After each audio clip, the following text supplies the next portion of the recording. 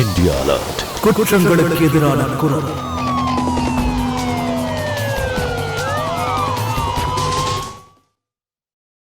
இத பாருமா, தயவு செஞ்சு நான் சொல்றத கேளு. இது சரியில்லை. நீ எது பேசணுமோ அதை தயவு செஞ்சு என்கிட்ட பேசு. இங்க பாருங்க ராகேஷ், நம்ம பண்ண வேண்டிய டிஸ்கஷன் முடிஞ்சு போச்சு. நான் திரும்ப திரும்ப பேச விரும்பல. அப்புறம் உண்மை என்னன்னா, இப்படிப்பட்ட ஒரு வாழ்க்கையை என்னால வாழ முடியாது. அப்புறம் ஒரு மிடில் கிளாஸ் லைஃப்ல என்னால ஹவுஸ் ஒய்ஃபா இருக்க முடியாது. இங்க எனக்காகவும் என் ஆசைக்காகவும் கழுத்தை நெரிச்சுக்க வேண்டியதா இருக்கு. சோ நான் எனக்குன்னு ஒரு லைஃபை உருவாக்குவேன். என்ன நானே ப்ரூவ் பண்ணி காட்டுவேன். இப்ப தள்ளுங்க, என்ன போக விடுங்க. நெல்லு, நல்ல ஞாபகம் வச்சுக்கோ. உன்னை கல்யாணம் பண்ணி நான் ஒன்னும் சந்தோஷமா இல்ல. நீ ஒவ்வொரு நாளும் எனக்கு மென்டலி டார்ச்சர் கொடுத்துருக்க. நீ ஒரு தப்பான பொண்ணு, ரொம்பவே சுயநலவாதியா இருந்திருக்க. உனக்கு உன்னோட சந்தோஷம், உன்னோட நிம்மதி, இது மட்டும் தான் முக்கியம். உண்மை இதான் ராகேஷ். அப்புறம் இன்னொரு விஷயத்த கேட்டுக்கோங்க. உங்களை நான் கல்யாணம் பண்ணிக்கிட்டதே பெரிய தப்பு. நீ எனக்கு ஒரு நல்ல பொண்டாட்டியா இருந்ததே இல்ல. ஆனா நான் ஒவ்வொரு நாளும் உன்னோட தேவைகளை மட்டும் தான் பூர்த்தி செஞ்சுட்டு இருந்தேன். நொந்துட்டேன். எந்த காரணத்தை கொண்டு இந்த வாழ்க்கையை விட்டுறக்கூடாதுன்னு நினைச்சேன். ஆனா நீ குழந்தைங்களை பத்தி யோசிக்க மாட்டேங்கிற. இதுல அவங்க தப்பு என்ன இருக்கு? உன் சுயநலத்தால குழந்தைங்களோட வாழ்க்கை கெட்டு போயிடக்கூடாது. குழந்தைய பெத்துக்கணும்னு டிசிஷன் எடுத்ததும் நீங்க தான், என்னோடது இல்ல. அப்ப பொறுப்பு ஏத்துக்கோங்க. இந்த வீடு, குழந்தைங்களை பாத்துக்கோங்க. பெத்த தாய குழந்தைங்களை பத்தி இப்படி யோசிச்சா அவங்கள நல்லபடியா வளர்க்க முடியுமா? உன்னோட சுயநலம் நம்ம குழந்தைங்களோட உனக்கு பெருசா போச்சுல. நீ எல்லாம் ஒரு தாயா இருக்கவே லாய்க்கு இல்ல. உன்னை நினைச்சாலே அசிங்கமா இருக்கு. உன்ன மாதிரி ஒரு கேடு கெட்டவள நான் கல்யாணம் பண்ண பாரு. நீ போகணும்னு ஆசைப்படுறல்ல, அப்ப போயிடு. ஆனா இந்த வீட்டை விட்டு வெளியே போனதுக்கு அப்புறம் நாம பிரிஞ்சதுதான். உங்ககிட்ட இருந்து எனக்கு டைவர்ஸ் வேணும். ராகேஷ், நான் சொல்லணும்னு நினைச்சதை நீங்களே சொல்லிட்டீங்க. ஒன்னு பண்ணுங்க, பேப்பர்ஸ் அனுப்பி வைங்க, நான் சைன் பண்ணி அனுப்பிச்சிடுறேன். பாய்.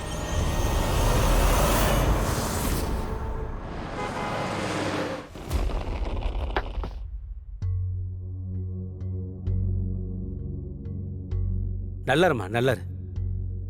நீ என்னம்மா இங்க திடீர்னு? ஆமா, ராகேஷ் எங்க? ராகேஷ் வரலையா?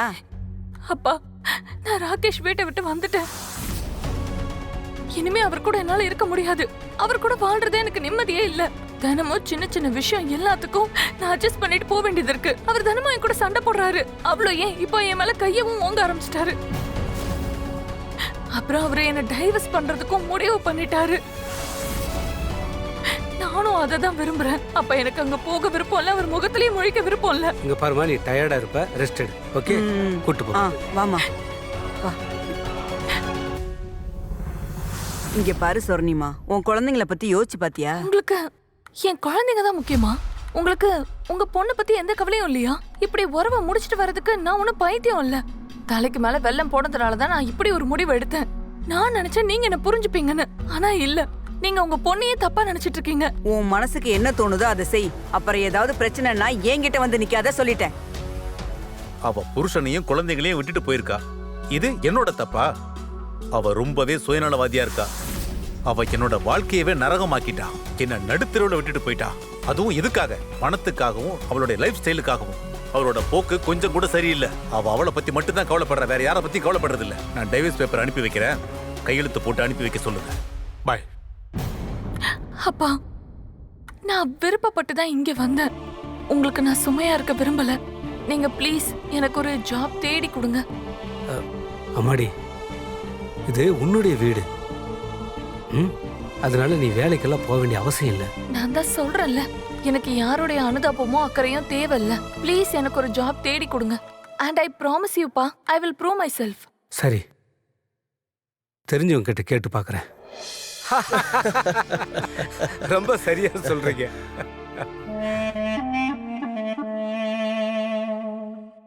ஆமா சார், இவங்க யாரு? இதுக்கு முன்னாடி பார்த்ததே இல்லையே.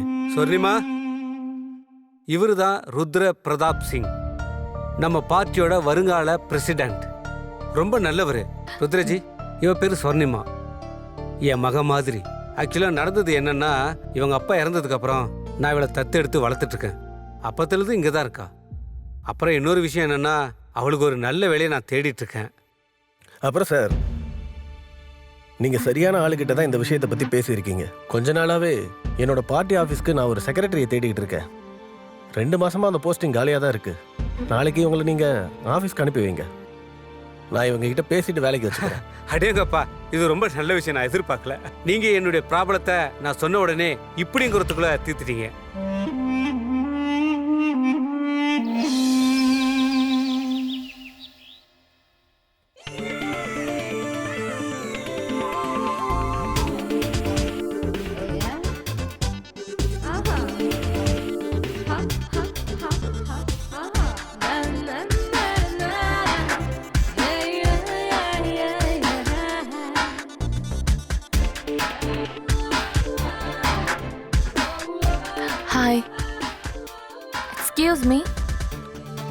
எக்ஸ்கியூஸ் மீ, நான் மிஸ்டர் ருத்ரா சாரை பார்க்கணும். அவரோட கேபின் எங்க இருக்கு?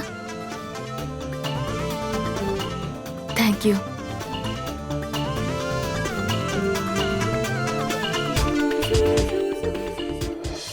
மே I come in sir? Swarnima உள்ள வாங்க. Have a seat. Thank you. Swarnima, இதுக்கு முன்னாடி நீங்க எங்கேயாவது வேலை பார்த்துருக்கீங்களா? Yes sir. இதுக்கு முன்னாடி நான் கார்ப்பரேட் கம்பெனில வேலை பார்த்தேன்.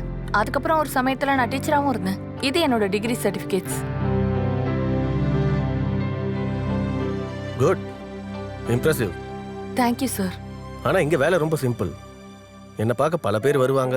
சில நேரத்தில் நானும் வெளியில யாராவது பார்க்க வேண்டியது இருக்கும். சில ஆஃபீஸ் ஃபைல்ஸ் இருக்கு, சின்ன சின்ன வேலைங்க இருக்கும். நீங்க தான் பார்க்க வேண்டியது இருக்கும். இன் ஷார்ட், இந்த கேபின்குள்ள நீங்க சொன்னாதான் யாரும் வர முடியும். எஸ் சார், நான் எல்லாத்தையும் பாத்துக்கிறேன். எனக்கு எந்த ப்ராப்ளமும் இல்ல. ஹேய் நிகிதா, நீ எங்க ஆஃபீஸ்க்கு? ஏன் நான் வரக்கூடாதா? இங்க பாருங்க, உங்களுக்கு இந்த ஆபீஸ்ல எவ்வளவு உரிமை இருக்கோ அவ்வளோ எனக்கும் இருக்கு. அட நான் எப்ப அதை இல்லைன்னு சொன்னேன்? இந்த ஆஃபீஸே உன்னோட தான். அப்புறம் நானும் உனக்கு சொந்தம் தான். ஓகே லிசன், இன்னைக்கு கிம்மோட பர்த்டே.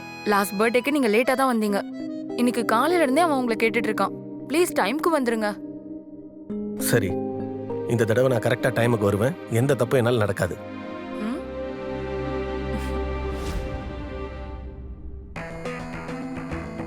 இவங்க ஸ்வர்ணிமா. இன்னைக்கு தான் இவங்கள பர்சனல் செக்ரட்டரி வேலைக்காக வர சொல்லியிருந்தேன். And trust me, she is good. நல்லா படிச்சிருக்காங்க அண்ட் டேலண்ட்டும் கூட. ஸ்வர்ணிமா, நீங்கள் இப்போ கிளம்பலாம். உங்களுக்கு வேலை கண்டிப்பாக இருக்குது. நாளை காலையில் 9 மணிக்கு கரெக்டாக வந்துடுங்க. சரிங்க சார். தேங்க்யூ. ம்.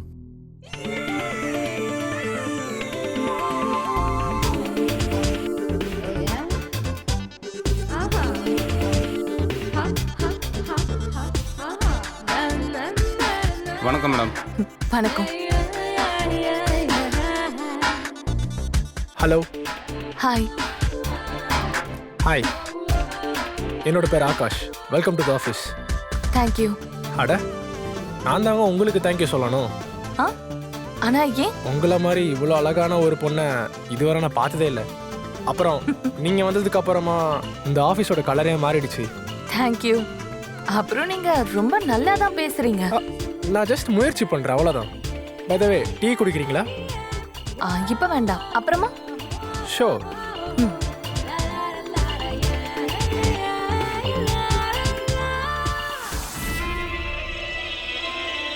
ஹே முரளி, வணக்கண்ணே.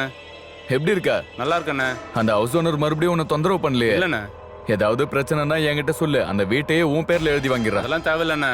நீங்க வந்து பேசினதுக்கு அப்புறம் அவர் வாயை திறக்கிறதே இல்லண்ணே. சரி, வேற ஏதாவது பிரச்சனைனா சொல்லு, நான் பாத்துக்கிறேன். சரிங்கண்ணே. கிளம்பு. ஆ பாத்து. Excuse me sir. சார், நீங்க இந்த மாதிரி உள்ள போக கூடாது. நீங்க உங்க பேரை சொல்லுங்க. நான் சாருக்கு ஃபோன் பண்ணி சொல்லிட்டு அப்புறம் சொல்றேன். ஸ்வர்ணிமா, இவன் விஜய், என்னோட தம்பி. நம்ம பார்ட்டியோட இளைஞரணி தலைவர். அப்புறம் இவர் எப்போ வேணாலும் உள்ள வரலாம், எந்த தடையும் இல்லாம. Okay sir. விஜய், இது ஸ்வர்ணிமா, என்னோட புது பர்சனல் செக்ரட்டரி. ஃபர்ஸ்ட் டைம் உன்னை பார்த்ததுனால உள்ள விடாம தடுத்துட்டாங்க. அவங்க வேலையை ரொம்ப நல்லா பார்க்குறாங்க. போலாமா? ஹலோ மேடம், உங்களோட ஸ்டைல் எனக்கு ரொம்ப பிடிச்சிருந்தது. ஆனா ஒன்னு சொல்லட்டுமா? உங்களை மாதிரி ஒரு அழகான பொண்ணு கிட்ட இவ்ளோ கோபம் நல்லா இல்ல. அப்புறம் இன்னொரு விஷயம் சொல்லிக்க விரும்புறேன். நீங்க கோவப்படும் போது இன்னும் ரொம்ப அழகா இருக்கீங்க. சரி, அதான் இப்ப பேசிட்டோமே, இனிமே பாக்குறது பேசுறதெல்லாம் இருக்கும். கை கொடுங்க. விஜய் பிரதாப் சிங்கோட கை இது. எல்லாருக்கும் இந்த அதிர்ஷ்டம் கிடைக்காது.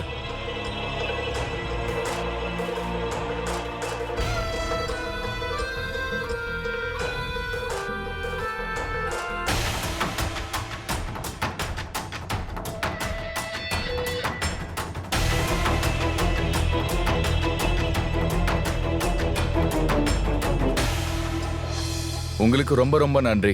நான் சொன்னதுனால நீங்க காஃபி குடிக்க வந்ததுக்கு. இதுக்கு ஒன்றும் அவசியம் இல்லை sir. No sir, Vijay, just Vijay. நான் பேசுனதுக்கு நீங்க என்ன மன்னிக்கலன்னு தோணுது. ஐயோ இல்ல சார், அப்படியெல்லாம் ஒண்ணும் இல்ல. ஏன் இப்படி கேக்குறீங்க? அப்படி என்ன மன்னிச்சிருந்தா இப்போ நீங்க என்ன சார் வாங்க போங்கன்னு பேச மாட்டீங்க. அப்புறம் எனக்கு ரொம்ப சின்னதா அழகான ஒரு பேர் இருக்கு, விஜய். அப்படி நீங்க என்னோட பேர் சொல்லி கூப்பிட்டீங்கன்னா நீங்க என்ன ஏத்துக்கிட்டதா அர்த்தம். அப்புறம் நீங்க என்ன மன்னிச்சிட்டதாவும் அர்த்தம். Okay what okay? Okay Vijay. இதை தான் எதிர்பார்த்தேன். உங்களுக்காக ஒரு சின்ன கிஃப்ட் ஏன் சார்பா. விஜய் இதெல்லாம் ஒன்றும் அவசியம். இங்க பாருங்க, வேண்டான்னு சொல்லலான்னு யோசிக்க கூட யோசிக்காதீங்க. அப்புறம் எனக்கு கோபம் சீக்கிரமா வந்துடும். எடுத்துக்குங்க. ஷூர்.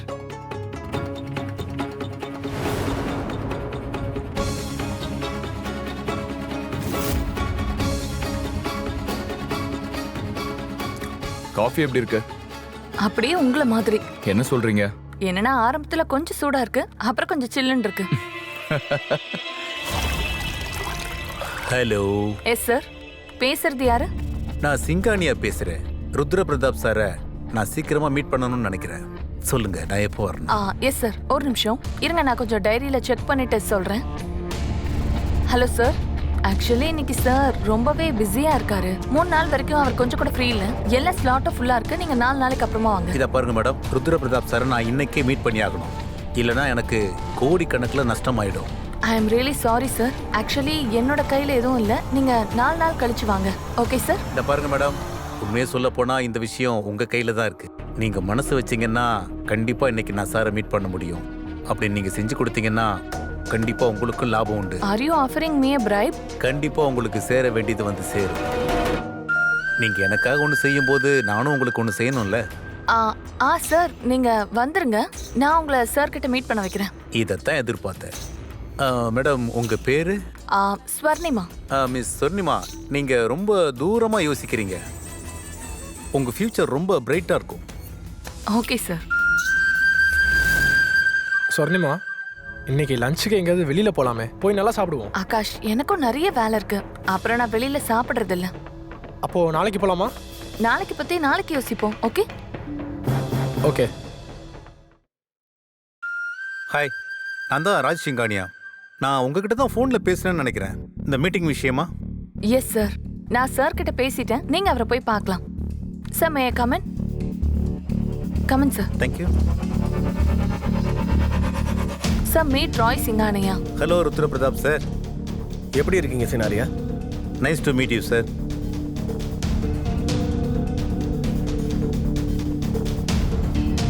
இந்த பாருங்க ருத்ரா சார், பழைய விஷயத்துக்கு நன்றி சொல்லி நம்ம புது விஷயத்தை ஆரம்பிப்போம். நீங்க என்னோட இந்த டெண்டரை பாருங்க, இதுல உங்களுக்கும் கண்டிப்பா லாபம் இருக்கும்.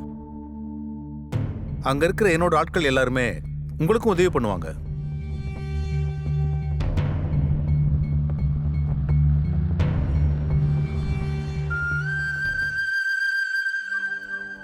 Thank you. It's okay sir, thank you. இல்ல மேடம், இது மட்டும் எனக்கு பத்தாது. நீங்க எனக்காக நிச்சயமா இன்னொரு உதவி பண்ணணும். இன்னைக்கு என்னோட இடத்துல பார்ட்டி இருக்கு, நீங்க அதுல கண்டிப்பா கலந்துக்கணும். சார் நான் இதுக்கு இதெல்லாம் எதுவும் அவசியம் இல்ல. நான் ரொம்பலாம் ஃப்ரெண்ட்ஷிப் வச்சுக்கிறது கிடையாது. ஒருவேளை அப்படி வச்சுக்கிட்டா கண்டிப்பா அவங்கள விடவே மாட்டேன். நான் டைம்க்கு முன்னாடி வந்துடுறேன். உங்களுக்காக வெயிட் பண்றேன்.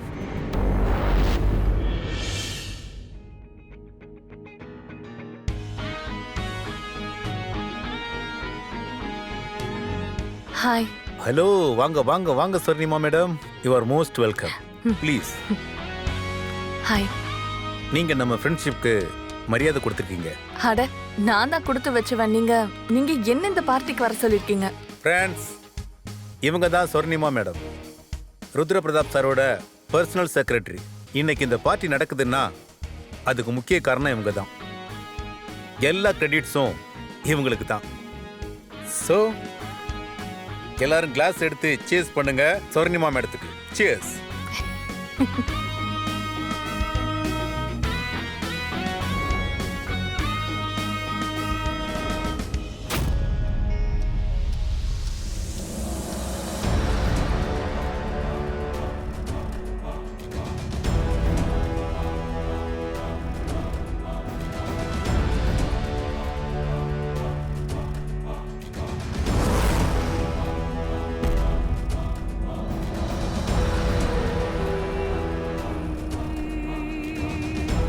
நான் ஏற்கனவே உங்ககிட்ட சொன்னேன்ல மேடம், உங்களுக்கும் ஷேர் தர்றேன்னு. ம்.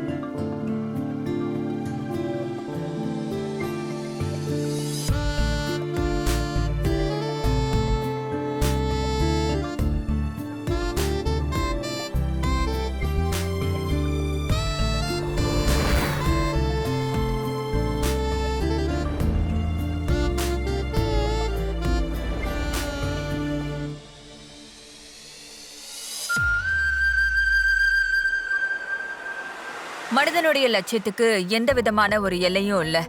நேர்மையாவும் உண்மையாவும் இருக்கிறவங்களுக்கு அவர் எதுக்காக வேலை கொடுத்தாருன்னே தெரியல. ஒருவேளை அவங்க லைஃப் நிம்மதியா இருக்கணுங்கிறதுக்காக இருக்கலாம். ஆனா அவருக்கு என்ன தெரியும், அந்த பொண்ணுக்கு தன்னோட பலத்தை உணரும் போது கடிவாளம் இல்லாம போயிடுவான்னு. சில சமயம் ஒரு மனுஷ பற்றாக்குறையில வாழும்போது அந்த பற்றாக்குறையோட நிறைவு அவங்கள தடுமாற வச்சிருது. அவங்கள யோசிக்கவும் புரிஞ்சுக்கவும் ஒரு சக்தி குறைஞ்சிருது. இந்த மாதிரி தான் அந்த பொண்ணுக்கும் நடந்திருக்குன்னு நினைக்கிறேன். ராய் சிங்கானியா ருத்ரசிங்க பாக்குறதுக்காக ஒரு நல்ல தொகையை ஆஃபர் பண்ணியிருந்தாரு. அப்போ திடீர்னு ஸ்வர்ணிமா தன்னுடைய நாற்காலியோட பலத்தை உணர்ந்தா. அவ இப்ப தவறான ஒரு பாதையை தேர்ந்தெடுத்துட்டா.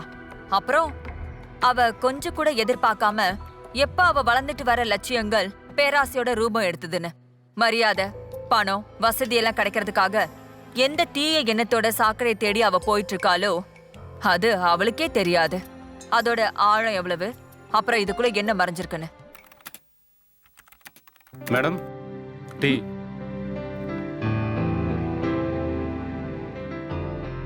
முட்டாள், உனக்கு என்ன மூளை கெட்டு போச்சா? சில்லுன்னு டீ கொண்டு வந்து தர, சூடான டீ கொண்டு வா உடனே. Okay madam. என்னாச்சு, வேலை செய்ய வேண்டாமா? போங்க. மே ஐ கம் இன் சார்? சரி, ஓகே. ஸ்வர்ணிமா, இது நாளைக்கான பட்ஜெட் ஃபைலை என் காரில் வச்சிரு. அப்புறம் 2 நாள் நான் சுற்றுலா பயணம் போகிறேன். அது வரைக்கும் மொத்த ஆஃபீஸையும் நீ தான் பொறுப்பாக பார்த்துக்கணும். ஓகே சார், நான் எல்லாத்தையும் பார்த்துக்கிறேன். நீங்க கவலைப்படாம போயிட்டு வாங்க. ஏதாவது வேணும்னா சங்கடப்படாமல் கேளு. ஓகே சார், நான் உங்ககிட்ட கேட்காம வேற யார்கிட்ட கேட்பேன்? அதுவும் இல்லாம எல்லாத்தையும் கொடுத்தது நீங்க தானே. ஓகே, நீ பார்த்துக்கோ, நான் கிளம்புறேன். Yes sir.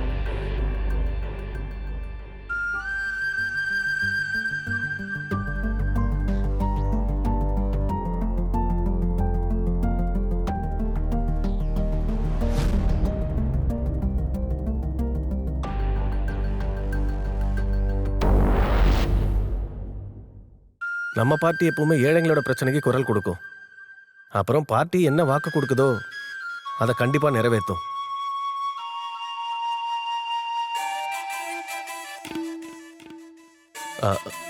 நான் எங்க விட்டேன்? நம்ம பார்ட்டியோட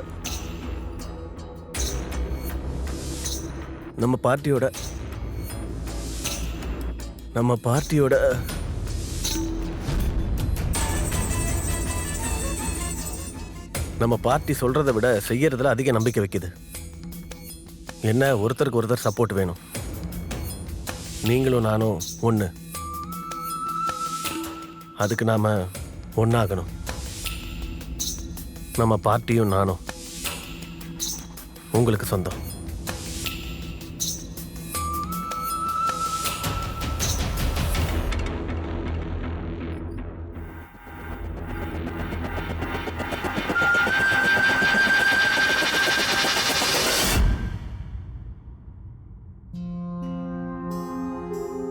இப்போல்லாம் ஆபீஸ்ல வேலை ரொம்ப அதிகம் போல இருக்கே. வேலை பிஸியில வைஃபை மறந்துடாதீங்க, சரியா?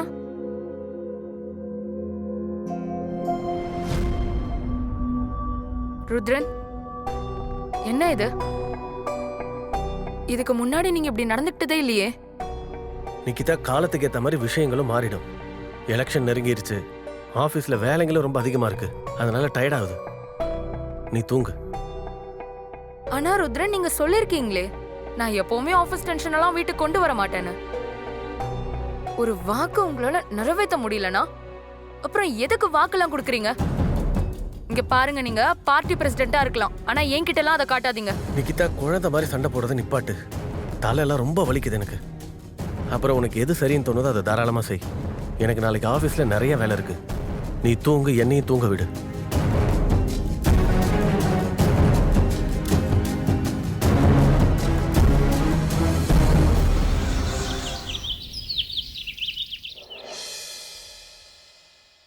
ஸ்வர்ணிமா, கேபினுக்கு வா.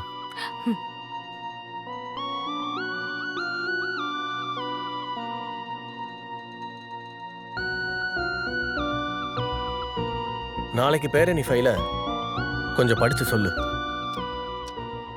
ஆரம்பத்துல இருந்து படிக்கட்டுமா? ஆ.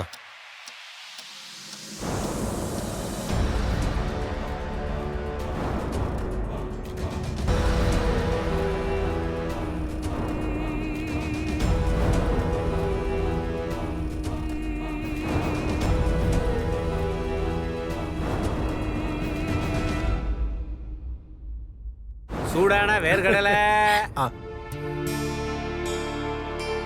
தேங்க்யூ. தேங்க்யூ. சூடான வேர்க்கடலை. ஆகாஷ், உனக்கு தெரியுமா இன்னைக்கு நான் ரொம்ப சந்தோஷமா இருக்கேன். வேர்க்கடலை. குட். இந்த சந்தோஷத்துக்கான காரணம் என்னன்னு தெரிஞ்சுக்கலாமா? ஒருவேளை நானும். ஆகாஷ், போதும், ஸ்டாப். இப்ப நீ கேக்குறியா இல்லையா? சரி சரி, சாரி. நீ சொல்லு, நான் கேட்குறேன்.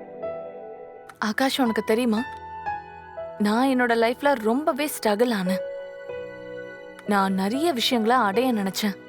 அப்புறம் ஒரு வழியா நான் அது எல்லாத்தையுமே அடைஞ்சிட்டேன். இன்னைக்கு மத்தவங்களுக்கு என்ன தெரியுது?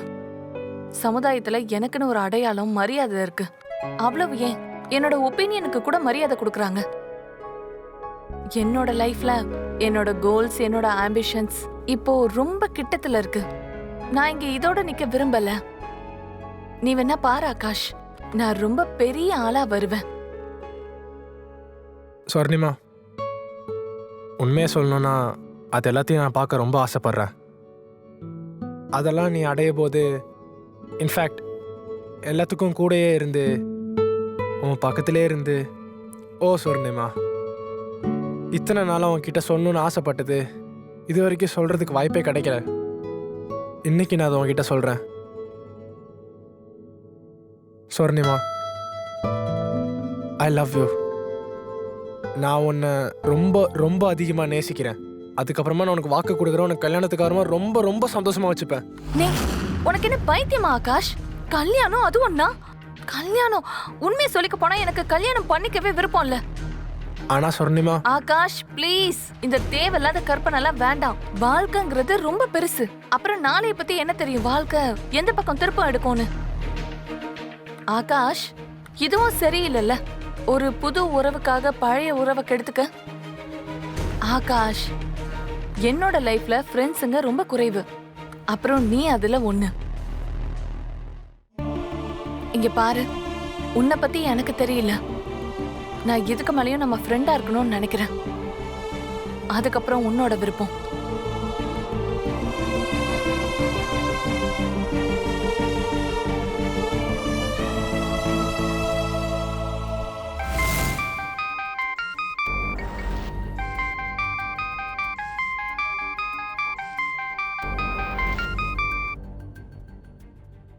சொல்லுங்க சொர்ணிமா மேடம், இன்னைக்கு எப்படி உங்களுக்கு என்னோட ஞாபகம் வந்துச்சு? அட, நான் எப்படி உங்களை மறக்க முடியும்? நீங்க மறக்க கூடியவரா என்ன? சரி, நீங்க எப்படி இருக்கீங்க? நல்லா இருக்கேன். அது அது வந்து எனக்கு சொல்லுங்க. அது என்னன்னா, எனக்கு 40 லட்ச ரூபா வேணும். அதுவும் இன்னைக்கே. என்னது, 40 லட்சமா? இவ்வளவு பெரிய தொகையா? ஆனா எதுக்கு? நேத்து தான் நான் மார்க்கெட்ல ஒரு கார் பார்த்தேன். அது எனக்கு ரொம்ப பிடிச்சு போச்சு. அப்புறம் அந்த கார் எனக்கு எப்படியாவது வேணும். அதனால எனக்கு இன்னைக்கே பணம் வேணும். இத பாருங்க சரிமா மேடம், இப்போதைக்கு உங்களுக்கு கொடுக்க என்கிட்ட பணம் இல்ல. இங்க பாரு சிங்கானியா, என்ன கடுப்பேத்த முயற்சி பண்ணாத.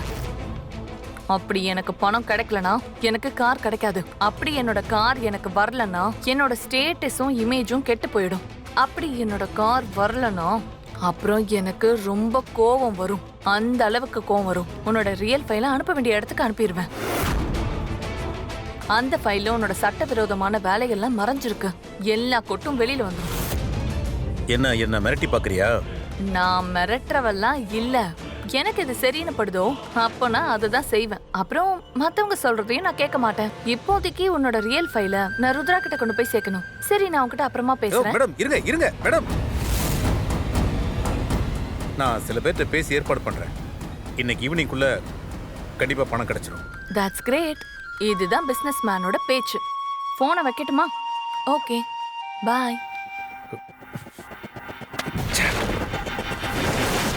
இந்த கிளிக்கும் ரெக்கம் முளைச்சிருச்சு. சொன்னிமா, உன்னை பார்த்ததும் எனக்கு எப்படி இருக்குன்னா, நாள் முழுக்க உள்ள சோர்வெல்லாம் போன மாதிரி இருக்கு. இல்லைன்னா ஏழைகள் இந்த தலித் மக்களோட பேச்சை கேட்டு கேட்டு சில சமயத்துல சந்தோஷத்து மேல இருக்க நம்பிக்கையே போயிடுது.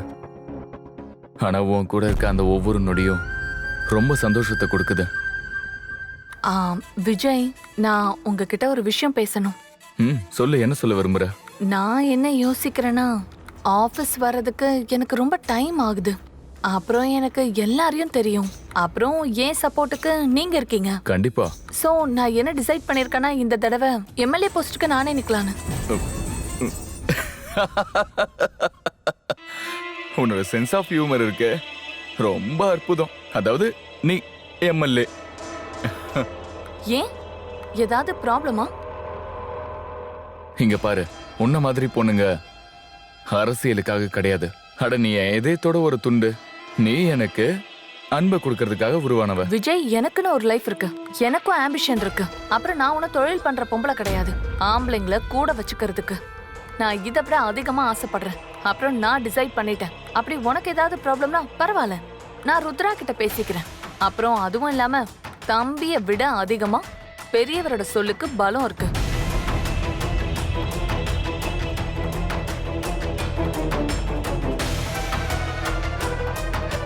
இவளோட நோக்கம் என் சீட்டை பறிக்கிற அளவுக்கு வந்துருச்சா?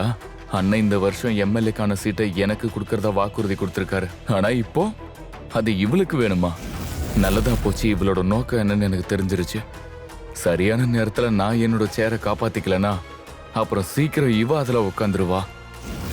அப்புறம் இவ இன்னைக்கு வரைக்கும் எதை ஆசைப்படுறாளோ அதை செஞ்சும் காட்டியிருக்கா. நம்ம எதுவும் செய்யாம விட்டுட்டோம்னா இவ இவளோட லட்சியத்துல வெற்றி அடைஞ்சிருவா.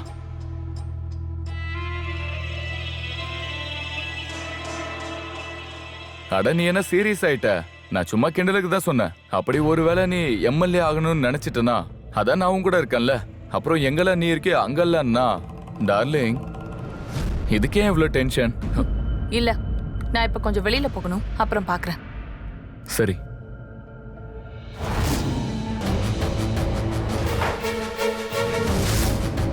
நம்ம ஏதாவது சீக்கிரமா பண்ணி ஆகணும். இல்லனா நான் விஜயாவே இருந்துருவேன். அப்புறம் இவ எம்எல்ஏ ஸ்வர்ணிமா ஆயிடுவா. உங்க எல்லாருக்கும் என்னோட வணக்கம். வணக்கம் சார்.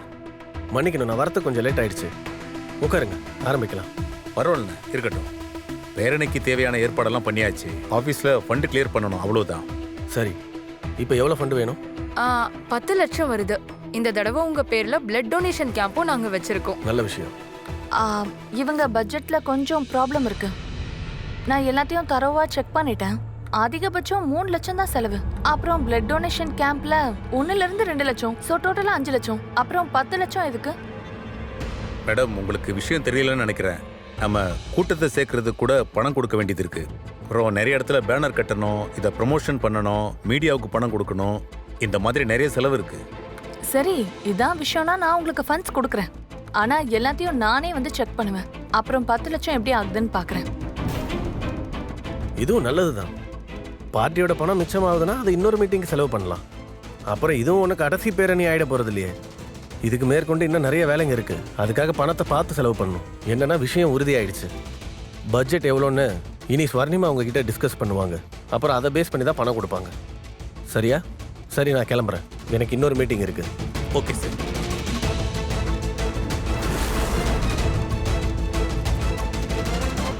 நான் இதை பத்தி யோசிக்கவே இல்லை. நம்ம இவ்வளோ நெருக்கமாவோன்னு. நானும் தான் நினைச்சு பார்க்கல.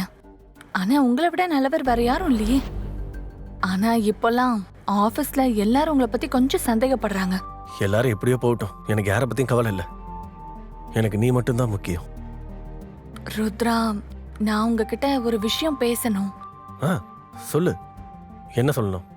அது நான் என்ன யோசிக்கிறேன்னா வரப்போற எலெக்ஷனுக்கு நீங்க எனக்கு எம்எல்ஏ சீட் கொடுங்க. அப்புறம் நான் எலெக்ஷன்ல நிக்கிறேன். என்ன எம்எல்ஏவா? உனக்கு அரசியலுக்கு வரணும்னு என்ன ஆசை? நாள் முழுக்க இவ்ளோ பெரிய தலைவர் கூட நான் சுத்திக்கிட்டு இருக்கேன். அரசியலோட ஈடுபாடு இருக்கதானே செய்யும். இங்க பாரு ஸ்வர்ணிமா, நான் விஜய்க்கு எம்எல்ஏ சீட்டு கொடுக்கறதா வாக்கு கொடுத்துருக்கேன். அவன் தப்பா எடுத்துப்பான்ல? அதெல்லாம் தப்பா எடுத்துக்க மாட்டாரு. பிரசிடென்ட் நீங்களா அவரா? அதுவும் இல்லாம அவர் இப்ப ரொம்ப சின்னவரு. அப்புறம் நம்ம ஆட்சிக்கு வந்துட்டோம்னா அவருக்கு ஏதாவது மந்திரி போஸ்ட் கொடுத்துடலாம். அப்புறம் இப்போதைக்கு நம்ம பார்ட்டிக்கு ஒரு பெண் தலைவி தேவைப்படுது. அவளுக்கு தான் பெண்களோட வலி என்னன்னு தெரியும். சமுதாயத்துல ஒரு அங்கமா இருப்பா. ஆனா அவனாலாம் ஒண்ணு வேண்டாம். என்னை விட உங்களுக்கு அந்த சின்ன நாற்காலி முக்கியமா? பரவாயில்ல, உங்களை நான் இந்த அளவுக்கு விரும்புறேன்ல, போதும். ஆனா நிறைய விஷயங்கள் மாத்தணும். உங்களுக்காக தானே என்ன நானே நான் மாத்திக்கிட்டேன். நீங்க சில விஷயங்களை எனக்காக மாத்திக்க கூடாதா? சரி இருக்கட்டும், நான் இங்க இருந்து கிளம்புறேன். அட இரு, கோவப்படாத, பொறுமையாயிரு. நீ எனக்கு எவ்வளவு முக்கியம்னு உனக்கு தெரியும்ல. உனக்கு என்ன விருப்பமோ அதை செய். நான் எல்லாத்தையும் பாத்துக்கிறேன். விஜயையும் நான் பாத்துக்கிறேன். சரியா? உனக்கு தெரியல, உன் முகத்துல இருக்கிற அந்த சிரிப்பு எனக்கு ரொம்ப பிடிக்கும்னு. இப்போ கொஞ்சம் சிரி. சார், உங்க வேலை முடிஞ்சது. அதுக்கான எல்லா ஏற்பாடையும் நான் பண்ணிட்டேன். வாங்க ருத்ரா சார். மேடம், நீங்க இல்ல, நீங்க கொஞ்சம் வெளியே வெயிட் பண்ணுங்க, நானே உங்களை கூப்பிடுறேன்.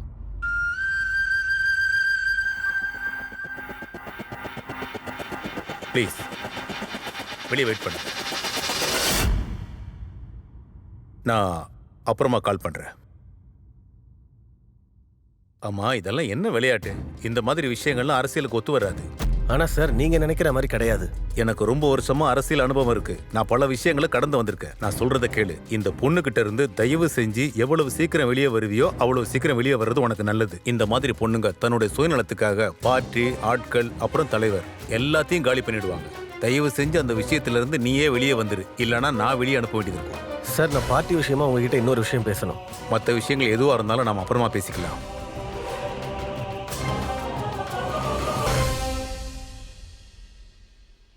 மனித இயல்பு மேல எந்த ஒரு நம்பிக்கையுமே இல்ல.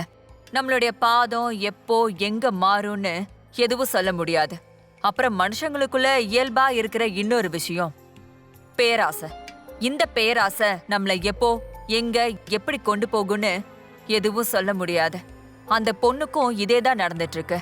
தன்னுடைய பேராசை அப்புறம் லட்சியத்தினால அந்த பொண்ணுக்கு ஒரு விஷயம் புரியவே இல்லை.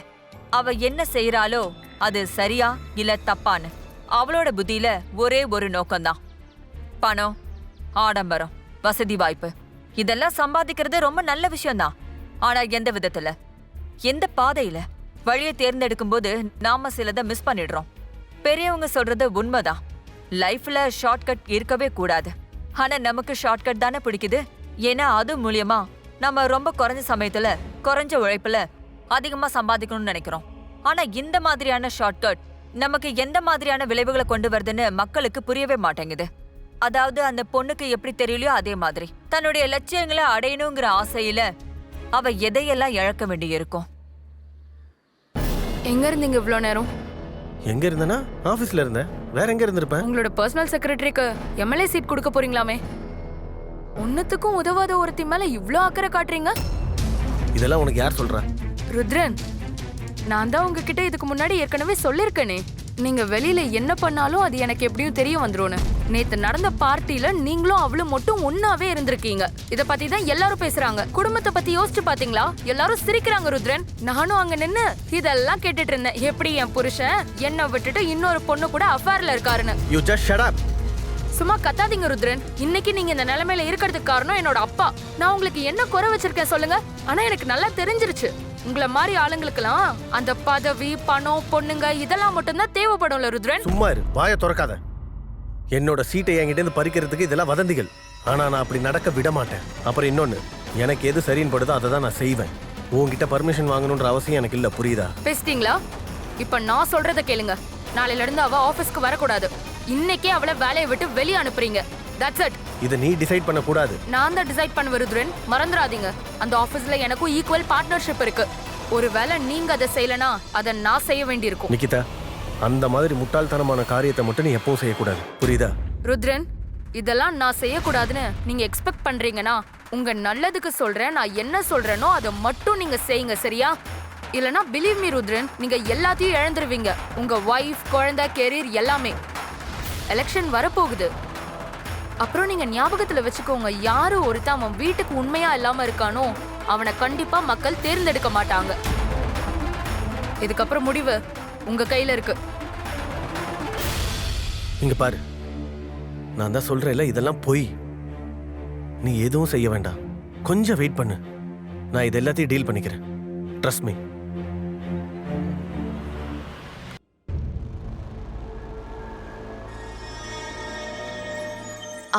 நிக்கிதா, நீ ஏதோ சொல்லிட்டு இருந்தல, சொல்லு.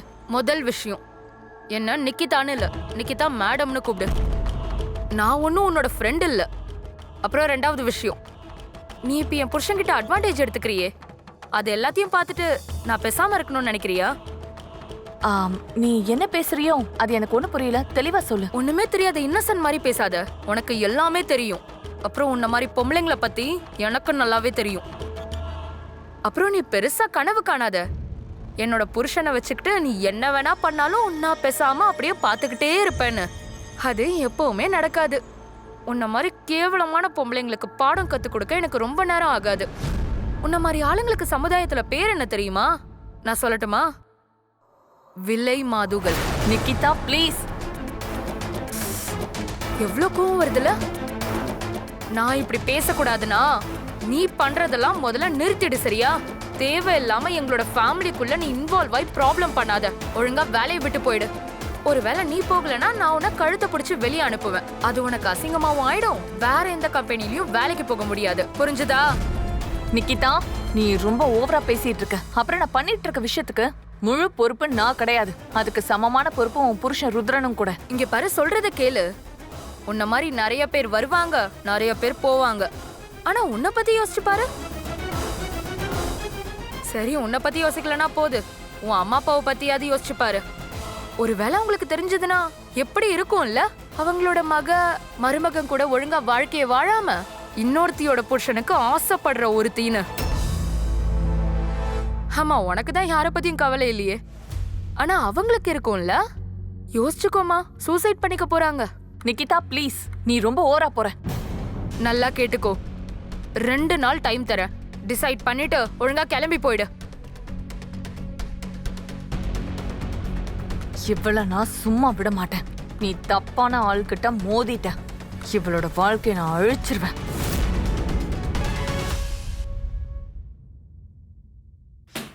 Enough is enough. இதுக்கு மேலே என்னால பொறுத்துக்க முடியாது. எனக்கு என்னோட உரிமை வேணும். என்ன பிரச்சனை உனக்கு? எதுக்கு இவ்வளவு டென்ஷன்? அதெல்லாம் தெரிஞ்சுக்க வேண்டிய அவசியம் இல்ல. எனக்கு என்னோட உரிமையை கொடுங்க. நீ என்ன சொல்ல வரேன்னு தெளிவா சொல்லு. சுத்தி வளைச்சு பேசாத. எந்த உரிமையை பத்தி பேசுற நீ? அந்த உரிமை முதல்லயே எனக்கு கிடைக்க வேண்டியது. நான் தான் உங்ககிட்ட சொன்னல பேசிக்கிட்டு இருக்கோன்னு. எம்எல்ஏ சீட்டு விஷயமா பேசிக்கிட்டு தான் இருக்கோம். நான் அந்த உரிமையை பத்தி பேசல. அப்புறம் எந்த உரிமையை பத்தி பேசிக்கிட்டு இருக்க நீ? நீங்க என் குழந்தைக்கு அப்பாவாக போறீங்க. இப்ப நீங்க எனக்கும் என்னோட குழந்தைக்கும் உரிமையை கொடுத்தே ஆகணும். ஸ்வர்ணிமா, நீ புரிஞ்சுக்கிறதுக்கு முயற்சி பண்ணு. நான் ஏற்கனவே கல்யாணம் ஆனவன். 2 குழந்தைகளுக்கு அப்பா. அதுவும் இல்லாம என் குடும்பத்து மேல நான் ரொம்ப பாசம் வச்சிருக்கேன். இது என்னால பண்ண முடியாது. என்ன என்ன முடியாது? நீ கேக்குறதெல்லாம் பண்ண முடியாது. நீ சீக்கிரமா அபார்ஷன் பண்ணிக்கோ. அப்புறம் இந்த விஷயத்தை இங்கே முடிச்சிரு. இல்லனா என்னோட இமேஜ் கெட்டு போயிடும். என்ன அபார்ஷன் பண்ணணுமா? உன் குழந்தை வேணா அப்பா பேர் தெரியாம இருக்கலாம், ஆனா என் குழந்தை அப்படி இல்ல. அப்புறம் நான் உன தொழில் பண்ற பொம்பளை இல்ல. ஆசைப்பட்ட வரைக்கும் யூஸ் பண்ணிட்டு அப்புறம் தூக்கி போடுறதுக்கு. நான் எப்ப அப்படி சொன்னேன் ஸ்வர்ணிமா? எனக்கு அதெல்லாம் தெரியாது. நீங்க என்ன கல்யாணம் பண்ணி ஆகணும். என் குழந்தைக்கு இனிஷியல் கொடுத்தே ஆகணும். எந்த ஒரு சூழ்நிலையிலயும் நான் இதை செய்ய மாட்டேன். என்ன பண்ண முடியாதா? அப்ப சரி, நான் ஒரு வேலை பண்றேன். நான் என்னோட DNA ரிப்போர்ட் எடுத்துக்கிட்டு ரிப்போர்ட்டர்ஸை போய் பார்க்குற கான்ஃபரன்ஸ் வைக்கிறேன். அப்புறம் உங்களோட மரியாதை, உங்களோட பொசிஷன் எல்லாத்தையுமே அழிச்சிருவேன். அப்புறம் இந்த குழந்தை யாரோடதுன்னு நான் சொல்லுவேன். எப்போ, எங்க, எப்படி நடந்ததுன்னு. அப்புறம் உங்களோட அந்த இம்பார்ட்டன்ட் ஃபைல் இருக்குல்ல, அது இன்னும் என்கிட்ட தான் இருக்கு. அதை நான் இப்பவே ஷேர் பண்ணிடுறேன். அதுக்கப்புறம் நீங்க பாருங்க. உன்னால என்ன பண்ண முடியுமோ பண்ணிக்கோ. நான் என்னோட முடிவை சொல்லிட்டேன். உனக்கு இப்ப பணம் வேணுமா? எடுத்துக்க. இந்தா, முதல்ல இங்கேருந்து வெளியே போ. மிஸ்டர் ருத்ரன், இந்த விஷயத்த சொல்லி நீயே உனக்கு குழியை தோண்டிக்கிட்ட. இனிமே பாரு உன்னை நான் என்ன பண்ண போறேன்னு. ஐயோ கடவுளே, நான் எப்படி இப்படி மாட்டிக்கிட்டேன்? இந்த பிரச்சனைக்கு எப்படியாவது நான் சீக்கிரமா ஒரு முடிவை கட்டணும். இல்லைனா என்னோட கெரியர் அப்புறம் குடும்பம் ரெண்டும் நாசமா போயிடும். இல்லைனா இந்த பொண்ணு என்னை அழிக்காம விட மாட்டா போல.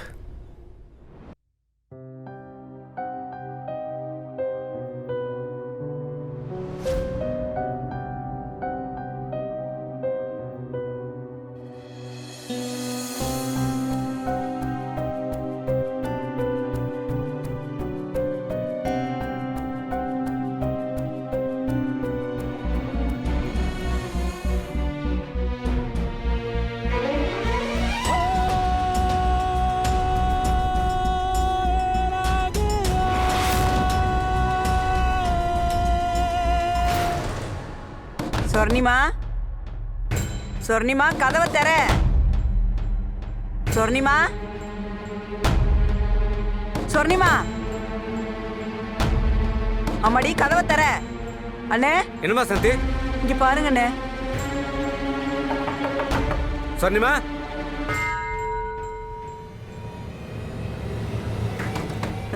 சொர்ணிமா,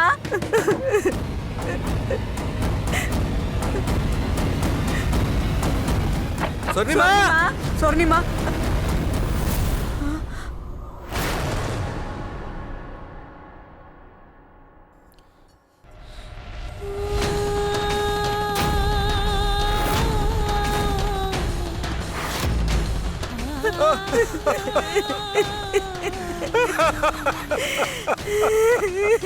சொர்ணிமா,